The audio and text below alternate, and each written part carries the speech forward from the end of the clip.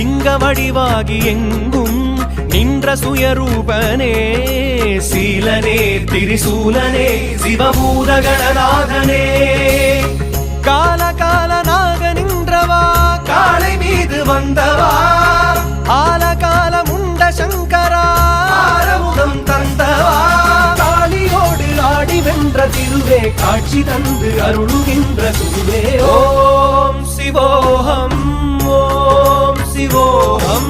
சித்தம் சிவமாக வேண்டும்.